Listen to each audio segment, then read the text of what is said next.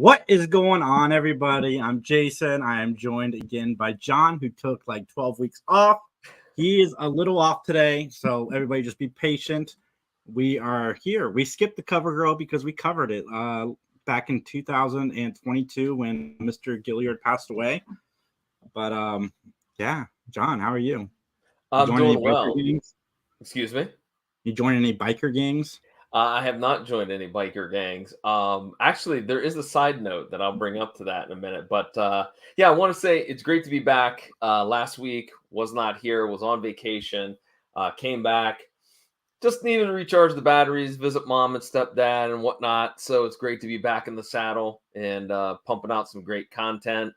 And as you said, we are skipping an episode because in the actual season 5 listing, you will see that the cover girl should be the episode that we are indeed doing. But we covered it in November of 2022 when Clarence Gilliard Jr. passed on. We kind of picked that as an episode that we wanted to feature because he was very, very heavily in that episode. His role was very meaty for that one. And so we're going to encourage you to go back into the archives and listen to that episode, as we're just going to move on and talk about the next episode after the cover girl, which is called The Biker. And, so yeah, definitely please check out the cover girl. Go back in Spotify or wherever you listen to your podcast. It's in there. I just double checked it a few minutes ago before we went live that it was still there. And actually, I also want to know what date it was because I forgot. Yeah, so that's enough about me. Jason, how are things with you, man? I'm about to do your favorite thing, John, and I just plugged the PVD cast. So a few weeks ago, we talked on the PVD cast about MeTV's Tunes channel that was dropping. So I got ready, man. I woke up early on Tuesday. I tuned all my channels on my TV to get the new antenna channels, and MeTV Tunes wasn't there. So I jumped on the website and I looked, and Cleveland and Cincinnati have the over-air MeTV Tunes right now. We don't have it in Columbus, so I had to sign up for Friendly, which is another app that like has game show channel and a few other things, Hallmark. And I had to sign up for it there. But man, I've been watching Beetlejuice, Police Academy, all these animated things that are just wonderful. And it's been a great way to change up my mornings. You know what? We need to email WBNS 10 TV because that's who has the license for MeTV here in Columbus, Ohio, and tell them to get off their duffs and get that channel going. That's right. I mean, it's worth the $7 I'm paying right now, but it's even better if it were free. That's right. You know what? I urge all the Mattalkers out there that are listening to us or watching us here. Yeah, WBNS TV in Columbus, Ohio. That's who you need to send an email to and say, hey, because if they're doing it to us, they'll probably do it to you. You may be in Omaha and you may have to pay that $7 instead of getting it free, or Spokane, or whatever city you are in. They may be cheating you. Your TV. That's right. Your senators, Justin. Yes. All right. Anyways, but yeah, definitely. Let's get this going here because I woke up the other day when it was first supposed to start, and I ran through the channels and didn't see it, and I thought, well, maybe something happened. And then later on that day, you had texted me and gave me the 411, and that's crappy, man. That's crappy. A lot of real Ghostbusters, lots of Inspector Gadget. I watched Captain Planet for the first time since the 90s, and it's rated IE. So I'm watching it, and I'm like, is that Jeff Goldblum's voice on Captain Planet? Yeah, it was sure enough Jeff Goldblum's voice. See, I never watched Captain Planet. I never did. I don't know why. Probably because when it came out, I was still like in that it's not a real comic book character type of mindset, you know what I mean? And so I didn't watch it. So I had no idea. I've never seen an episode, so I wouldn't have known that Jeff Goldblum was in on it. Apparently he comes back, and like Meg Ryan, I guess, did a voice. Apparently there's a lot of actors like that were well known back in the 90s that did voices on Captain Planet. Okay, well, must have been the right thing for those folks to do. How should I say that? Politically, to get involved in the environmental superhero. But so anything else going on? I watched probably the first rom-com that I didn't love. My review is going up on 3 weeks sometime tonight. But yeah, I watched A Family Affair on Netflix. It's like the new great cast: Zac Efron, Nicole Kidman, Joey King, Kathy Bates, all in this movie. Everybody in this movie is great except for I love Zac Efron. I think he's a very funny dude. 17 Again is a very underrated comedy. I loved him in Neighbors, but man, his character is just unlikable. And then when he's supposed to have changed, there's no arc to his character at all, and he still comes across as kind of douchey by the end of the movie, even though he's supposed to have changed and been happy. And it's just it was not good, and I was very disappointed because that cast is awesome. I'm going to throw it out there. Zac Efron should get an Oscar this year for his role in The Iron Claw. I'm just throwing that out there. If he doesn't, it's a lot of talk about that. A lot of talk about it. Zac Efron's a great actor. I don't know if he was just bored making this movie or not. Everybody else is fantastic. I'm a really big fan of Joey King. She's younger, but she's coming up in the ranks of Hollywood. And yeah, things I've seen her in have been fantastic. It's just unfortunately this movie didn't end. But Nicole Kidman's almost 60 years old. I know there's like Botox or whatever going on, but she's looking good. Well, you know what? Just to defend Zac Efron's performance, maybe it was the script was bad, you know? So, well, I mean, everybody else was bringing a performance to it, man. Dude, just watch the trailer of it. I think his performance will come across well enough in that. Okay. All right. Well, one of the things I wanted to mention, since we already know that we're going to be reviewing and discussing the Biker, which is, by the way, a episode that seems to be in heavy rotation on MeTV. I've seen this episode like 3 or 4 times already before reviewing it for the show. But I'm real interested in seeing that movie called The Bike Riders. I think that looks really good. Tom Hardy, Austin Butler. It's got a powerful cast, and I think it's interesting, you know, that it shows the formation of a motorcycle gang, and that I think that's awesome. However, I just read something today, and I guess I never thought about this, but apparently, like the head of one of those motorcycle organizations had listed a statement that people are cosplaying bikers when they go to see this movie. And it's like, no, you can't do that. Like, people are wearing their vests and the patches, and like this dude that's the head of, I forget if it's the Hells Angels or who it is, came out and said, yeah, you can't be doing that. You should not do that because it might end up badly for you, you know? And I was like, wow, I guess there's people out there that would do that, I guess. But I just kind of was like, really? I mean, I get sci-fi movies and superhero movies you cosplay, but just a regular, ordinary, you know, period piece. Like, I guess it's something that's happening because, I mean, otherwise, why would this guy say that? Anyways, all right, Jason, are you ready to talk about the Biker? By the way, are you ready? I'm ready, John. All right, let's go ahead and gonna get on into it. Let's start off with our opening statement. Well, The Biker originally aired November 27th of 1990. And we have 3 guest stars that I would like to mention. And by no means was it purposely done. It's accidental that all 3 of these guest stars have the first name of Steve or Steven. But let's talk about Stephen Nichols. He'll be playing the role of Cliff Lockwood. Now, you may know him as Stephen Patch Johnson on Days of Our Lives. He was basically a Dollar Tree Snake Plissken.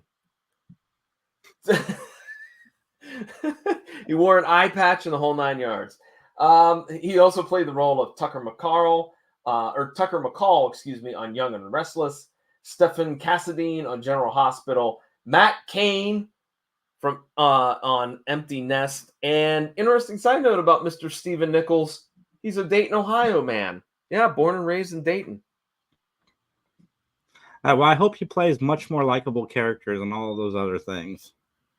Yeah, well, yeah. Like I said, I recognized him from Days of Our Lives. I was like, that's the guy that was kind of like, yeah, it was Nick Fury-ish. Anyways, anything else you want to throw in there for Mr. Nichols? Dude, he's still hanging on there with Days of Our Lives. Oh, I know. Episodes, good Lord. I know. And you know what?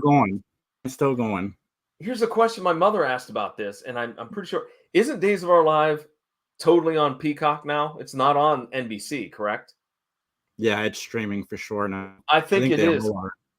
Yeah, I was gonna say I'm pretty sure that they were it was streaming only. So all right, well then let's move on to our next guest star, gentleman by the name of Steve Easton. He will be playing the role of Steve Miller. You may know him as umpire in Austin Powers' The Spy Who Shagged Me. You may also know him as policeman on Nightmare on Elm Street. I want you to tell me, did you recognize him, or is it just I've never seen Nightmare on Elm Street, so help me out. Is policeman a big role or not a very big role? That's Nightmare on Elm Street 2, and there's multiple policemen in all of the Nightmare on Elm Street movies. I have no idea. Okay, all right. I'm sorry, it was 2. I left off the 2. My bad. He was also Eddie Circotti in Field of Dreams, Guard Falzon in Con Air. More recently, he was Judge John Pollock in The Killers of the Flower Moon, Bill Bennett in Dexter, Cormac Sullivan on the show In Plain Sight, and about another 20 or 30 different roles for him. So there you go for Mr. Easton. He, again, will be playing the role of Steve Miller because, again, we don't have enough Steves mentioned in this episode. So we need all the Steves. I think that should be our hashtag for this episode. Hashtag all the Steves. All right, then let's finish off with our last Steve, Stephen Meadows. He will be playing the role of Nicky Tower. You may know him as Boom Boom from the movie V.I. Warchowski, the character Michael in the movie The End of Innocence, Calvin Collier on Friday the 13th, the television series, Patrick London on One Life to Live, Peter Flint on Santa Barbara, and a host of other roles in his career. So what do you think about Mr. Meadows and his resume of it's funny roles? I pull these people up in IMDb as we talk, and as soon as I see 1999 is the last time he acted in something, I panic and I scroll back to the top. He is still with us.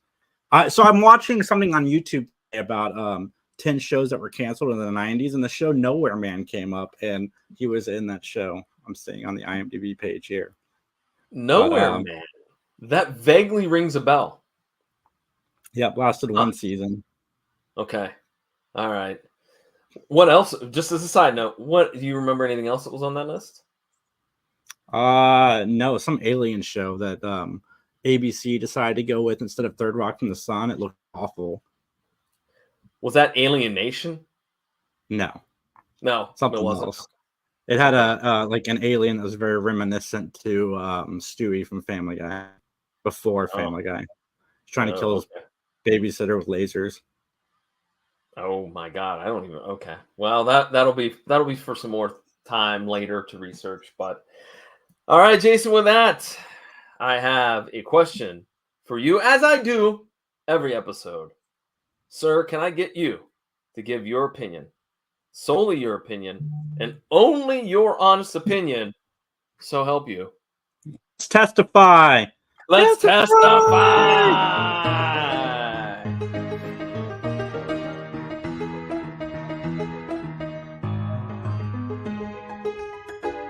All right, ladies and gentlemen, the plot of this episode is that a biker is hired to provide security to a movie star and then later is accused of killing him. So our opening scene is just basically a bunch of shots of a motorcycle. They kept it simple this time.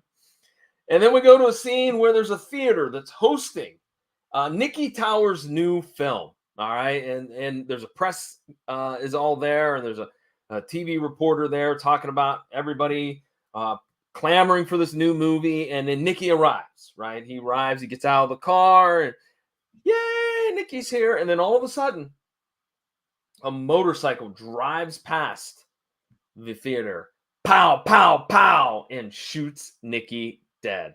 What a way to start this off. I gotta say, Jason, I don't know if you agreed with it, but man, we're out of the blocks fast. Yeah, absolutely. Blink, you miss it. Absolutely on that one. So, we cut to a scene where Ben is trying to get his newspaper, and he's trying to avoid the sprinkler, which was running at the time he was trying to get his sprinkle. And by the way, let's talk about it. looking kind of spiffy in those pajamas and that robe, don't you think? Yeah, but I got a question. Do people still run their sprinklers? I don't I see don't. sprinklers running like I used to as a kid.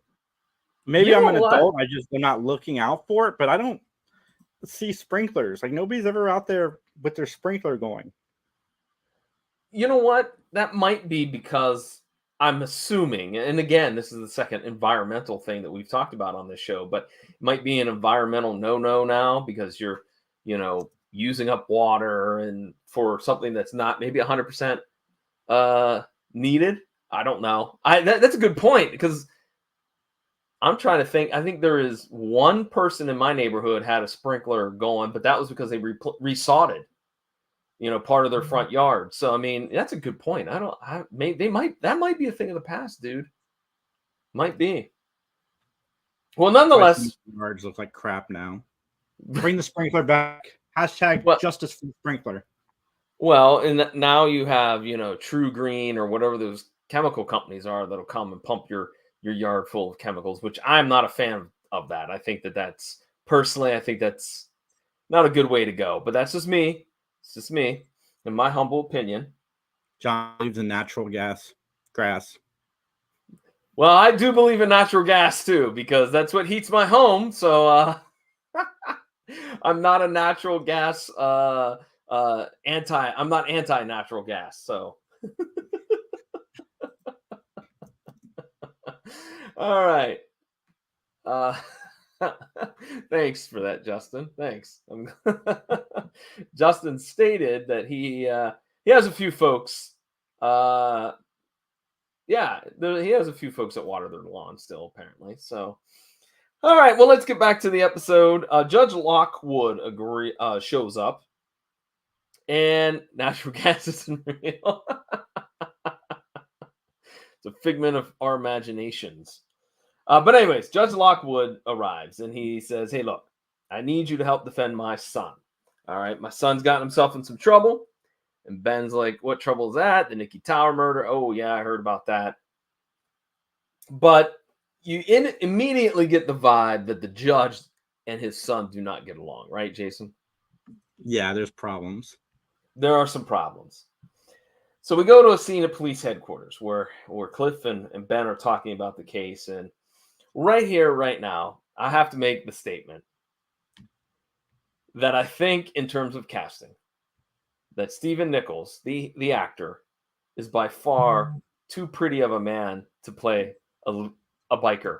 I'm just saying it. I'm sorry. I'm not trying to stereotype people that are bikers. I really am not. I'm just saying he looks very pretty for a guy that's supposedly this rough and tumble guy. He doesn't look rough and tumble. He looks very pretty. Jason, what say you? I didn't get that out of that. Oh my god, he's trying so hard to be a jerk in this entire episode. And that's what caught me. It's like, oh my god, it's gonna be one of my least favorite types of characters in a movies where they're overdoing it a little bit. And he's definitely overdoing the I'm gonna be a jerk. Yeah. But see, I think that could pass if the dude looks more like what you think of.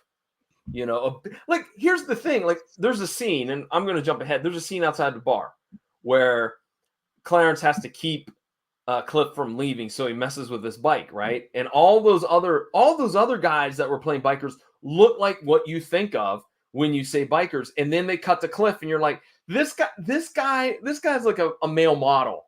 He does not fit this role. You know what I mean? He just doesn't. So, all right. But anyways, basically, Cliff mentions that he used to work for Nikki as a security guard, and that, yeah, he had a gun, but it's all legal and everything, but it was found in a dumpster a few blocks from the murder.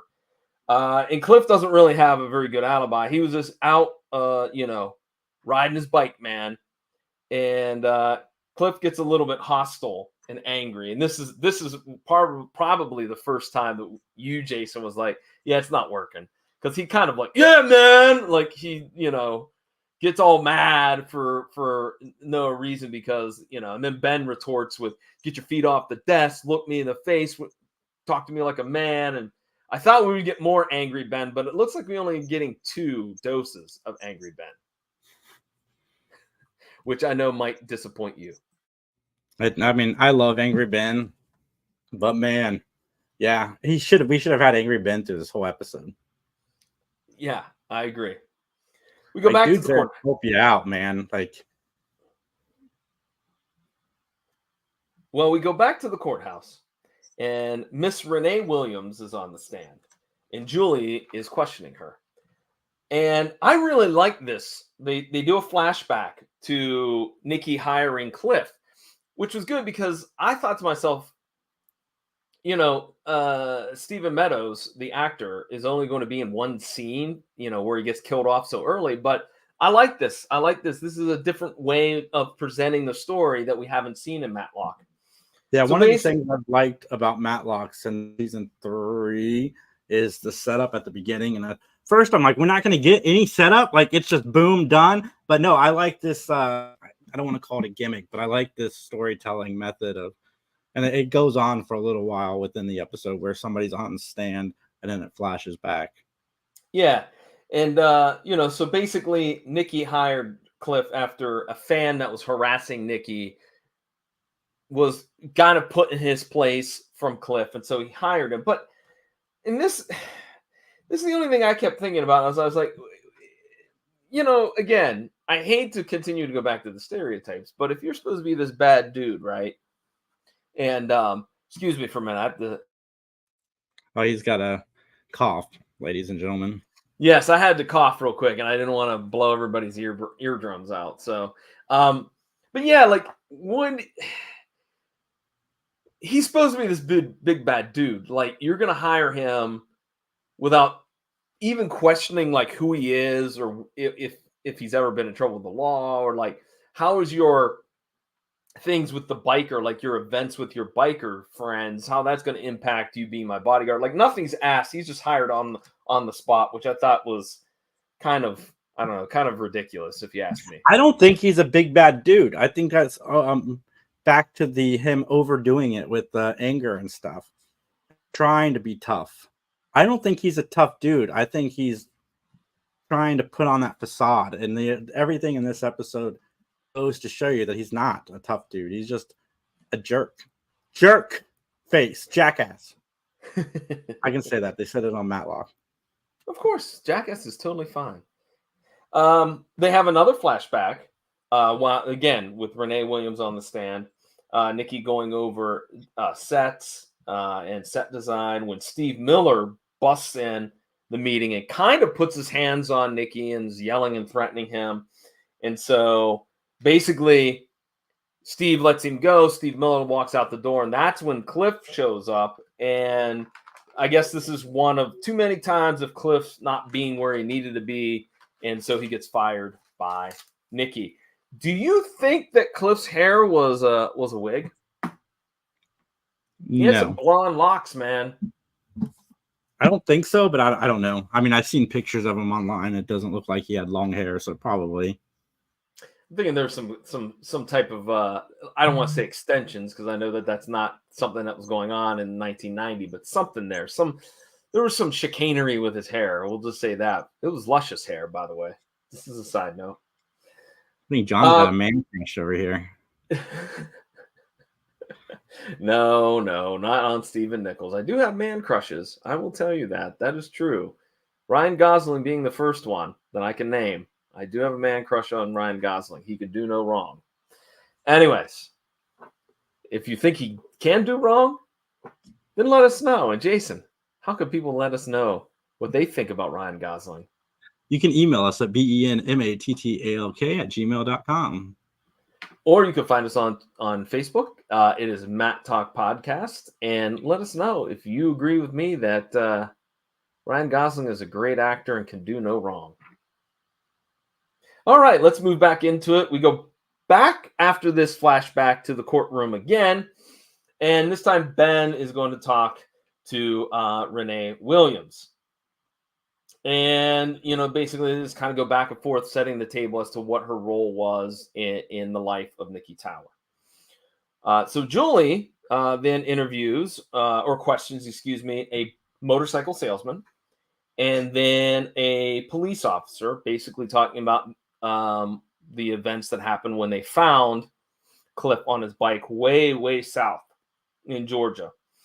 Ben cross-examines both. And this is where, this was all pre-trial, by the way, because this is where we find out that there will be a trial for Cliff. He's not happy about that, is he? As he puts his feet back up on the table, lights another cigarette in the courtroom, and we transition to our next scene. All right, looks like you have a comment. Go ahead, Jason.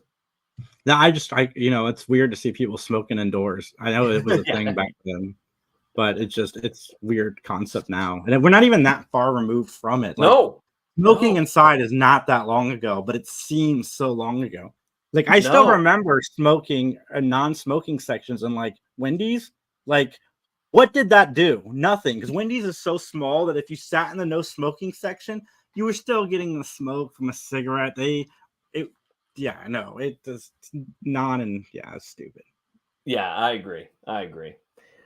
Well, we have a meeting of Conrad, Ben, and Cliff, who are all going over, like, hey man, did anybody see you on your bike? Did you stop and get gas? Did you stop and eat somewhere? Blah, blah, blah. Of which Cliff says no. But Cliff does let this little nugget slip that Steve Miller and Gary Benton, they always were like arguing with one another and arguing with Nikki as well. So we go to a gym where Ben interviews Steve Miller. Steve Miller was not at the premiere. He doesn't have a very good alibi either. He was, out and about. And I like that Ben tried to pump some iron, and you're shaking your head no. Oh, Ben with his weird, I don't even know what you call that. It's not proper form. We'll just say that, when he was lifting weights. So we go to a scene where Conrad is on a set, and it's he interviews Gary. And Gary it basically talks about how he was making this movie with Nikki, and so now that Nikki's dead, the studio doesn't want anything to do with it, et cetera, et cetera. So weirdly enough, though, Gary made a phone call after he talked to Conrad that I wrote it down as a big clue, but apparently it was nothing. It factored into nothing. So a nice little red herring for the writers of this episode. So Ben interviews Renee Williams, and she claims she had a boyfriend like Cliff. Of course, Renee gets upset because she had mentioned that she did love Nikki. And at this point, I'm like, loved how? Like, as a friend, or are we alluding to they were more than just friends? Oh, they were we would more have than to wait. friends. Well, we would have to wait to find that out in a little bit. So Conrad and Ben, they talk a little bit more in the car about the case. And Ben is watching to see where Steve Miller is going to come from. And of course, he comes from the music store because he and his band have to sing the Joker and Abracadabra. Okay, that was a bad joke. My bad. Sorry. But Steve Miller comes out of a maternity store, and Ben follows him. And my goodness, this is hilarious because I love how Conrad's like, you don't know how to do this. You're driving too close. And in fact, they get made. Jason, were you a fan of this little comedy? Yeah, it was fine. It was funny. Well, they indeed are made by Steve Miller. And so Steve apparently has a daughter, and the daughter is pregnant to Nikki. She's still pregnant to him, but that's what basically Steve was mad about, was that Nikki had knocked up his daughter. And actually, at the time of the crime, he was with his daughter, Vicky. And so that kind of rules out him. So Cliff and his biker pals show up outside Ben's home. And you know what? They said they're taking a road trip. And then Ben said, when you come back? He goes, I ain't, man. Because this system of justice ain't going to work for me, man. I'm going to get thrown in the clink, man. I'm taking liberties with his delivery. But so, Jason, what do you think about this scene here with all the bikers showing up? He's an idiot. If I was Ben, I just would have dropped him as a client, but I get it. He's friends with the guy's dad. He wants to help him out. But man, I've been like, you're stupid enough to run when you're charged with murder. Like, then you deserve to go to jail. Yeah. And then there's a scene that was a little bit heartwarming, I guess you could say, where Conrad and Ben talk about not letting Cliff go, because Conrad's like, man, haven't you ever been wild? No, mom wouldn't let me. Man, I used to drink and fight and cuss and race cars and all that jazz. And that's what Conrad's whole spiel was about. And his dad set him straight and everything else. Some of the other info that Conrad mentions to Ben is that Gary's alibi is a little bit shaky. Many people have said that he purposely, that Nikki purposely rewrote a lot of the script of that movie so it would be a dog. It would be absolutely awful. And then I didn't quite get some of this scene. I think this scene went way too long. Ben meets with Gary at this ritzy pool, right? Mm-hmm. This ritzy hotel at poolside. And basically, Ben's like, hey, this is what I heard, that you were getting this money and, that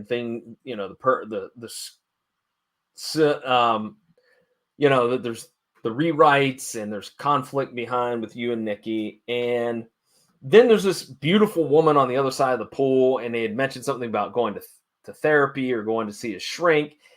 And it just got so muddled because then Ben was doing his juvenile Ben looking at butts of the young ladies in swimsuits. And it was a mess. And I thought this whole thing could have been trimmed down and much more concise. What say you?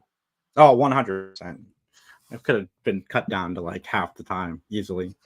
Yeah. Is this true? Asking the things about Nikki. Yes, or no. Okay, leave. Like, I didn't understand why we had to put all these beautiful women in this scene and whatnot. Like, I was like, what are we doing here, man? What are we doing? Anyways, Conrad calls Ben and said that he found Cliff. And he's outside this bar. And Ben's like, don't let him leave. I'm on my way. And so Conrad messes with Cliff's bike. So when they all come out and Cliff tries to start his motorcycle. It doesn't run. But some dude that wanted to use the phone after Conrad used the phone pointed out, hey, that guy in the red car, he messed with your bike. And so a beatdown begins, if you will. Although not a very bad beatdown, but still, nonetheless, they start roughing him up. And then Ben rolls in there like he's going to hit somebody with the Crown Vic. Beep, beep, beep, beep, beep, beep, beep. Yeah, Ben rolls up like he's Batman. Yeah, exactly. Absolutely. And then there's the showdown. The second time we see Angry Ben, a showdown between Cliff and Ben. Get in the car. Get in the car. You ain't got a chance in hell if you don't have me. Get in the car. I don't know. I had mixed feelings on the scene. What say you? Again, Ben's trying way too hard for this. I'm sure he's not getting paid for it. I like, dude, he's an adult. Like, if he wants to be an idiot and run off and do biker things until he gets caught by the police and then for sure go to jail because they'll just use that against him, and that's his prerogative. But yeah, and like Ben talks some sense into him, like you knew that was going to happen, and he gets in the car and he plays your dad would be so disappointed in you card, which I don't know, that we'll get to that later, but he doesn't seem to care about that either. No, he doesn't. So it's like, why even try to leverage that?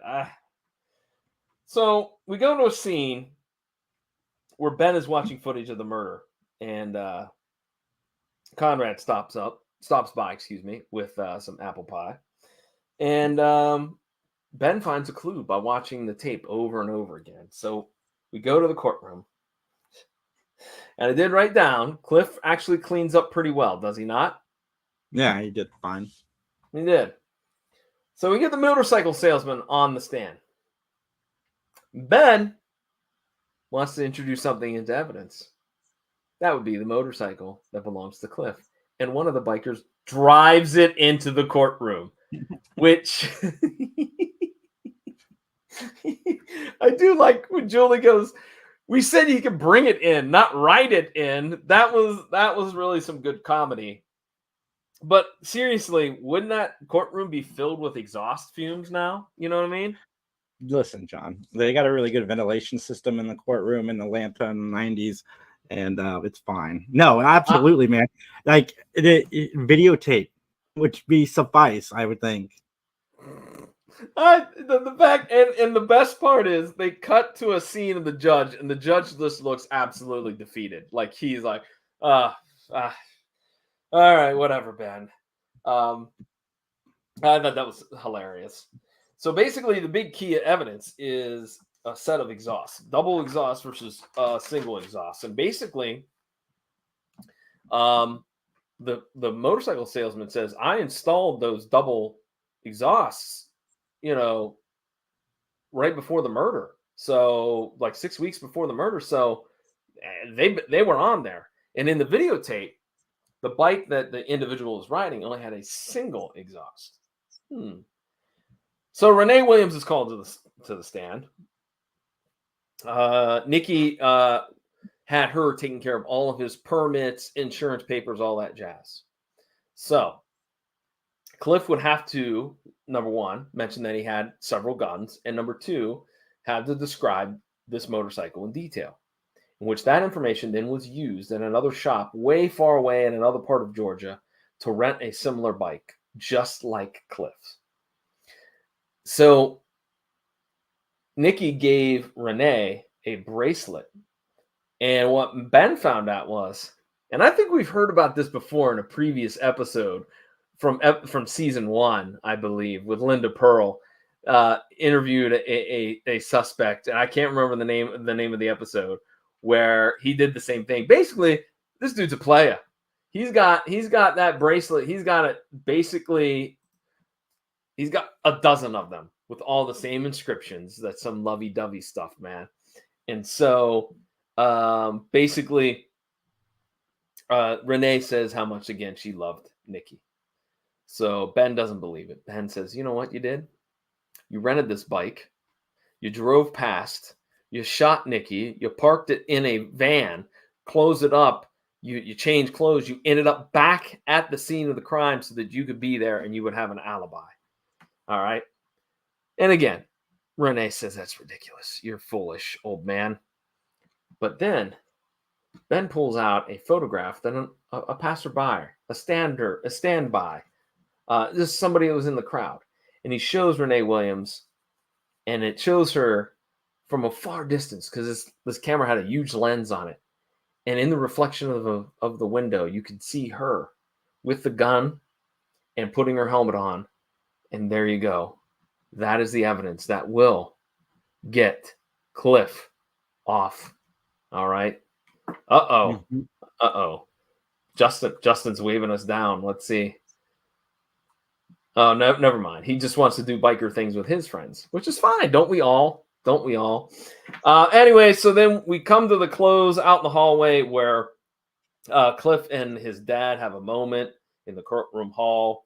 And then as the biker is pulling the bike or pushing the bike out of the courtroom, he offers Ben a ride. And Ben says, what the hell? And jumps on the back of it. So that concludes the biker, ladies and gentlemen. So Jason, anything that we forgot? Anything else we need to discuss real quick? I have nothing.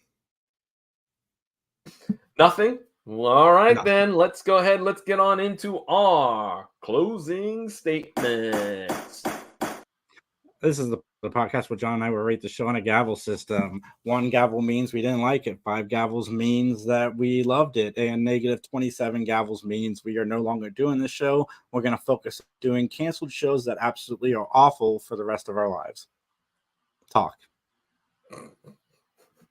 That's not actually a bad idea for a podcast. Anyways, enough about that. Jason, you going first or me going first?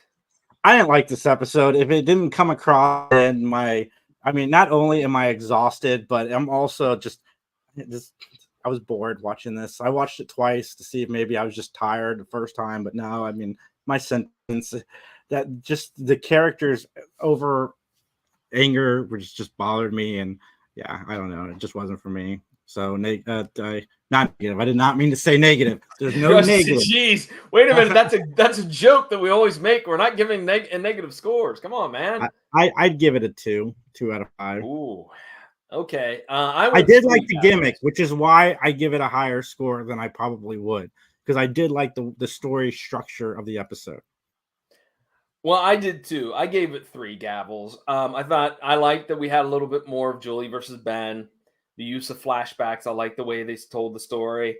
I didn't even mind that because they had the right amount of the family storyline of the dad and Cliff not getting along. Like, it wasn't over the top and it wasn't too little or too much.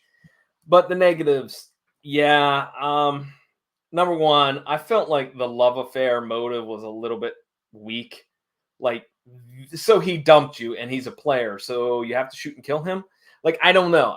Because there was something about that plot that just irked me. Cliff is way too pretty, as I said. And just randomly, they did skip over the fact, did Renee Williams know how to drive a motorcycle? Apparently she did. No explanation there. So, but I 3, like I said, it wasn't great. It wasn't terrible. It was right down the middle. Ergo, I gave it a 3. All right, Jason, it's time to talk about our podcasting projects. What's happening with the 3 Geeks podcast? Guys, Justin dropped my review for that movie I talked about earlier over on the YouTube channel. To go over there at 3 Geeks Podcast. We are back this week on Saturday. Finally, we took a couple weeks off. Just some craziness in the schedule. One of us went on vacation, forgot to tell everybody else. But anyway, it's fine. We're back next week. We might be doing Remake Revolution. We might not. I have no idea what is happening with that. But stay tuned, guys. It's going to be a lot of fun. Okay, well, the funny thing is you gave me crap for taking a vacation, and now you're like, oh, we're back Saturday because we've been off for a couple of weeks. I see how this works. For me, though. Like, me and Justin put in a college try. No, it's all good, man. It happens. I get it. I'm just messing around. But we did interview Burt Ward, and that should be coming out very, very soon. I got to re-record the intro to that episode. But yeah, that'll be coming out. Burt Ward, he's such a great guy. Like, sure, a lot of the stuff, especially when it comes to animals, has been a retread from the last couple times he was on. But, you know, he won an award from the president, which is really cool. And we get to talk to him about that. And some cool Batman stuff that we have not talked about yet that comes up. So, guys, definitely keep an eye out for that.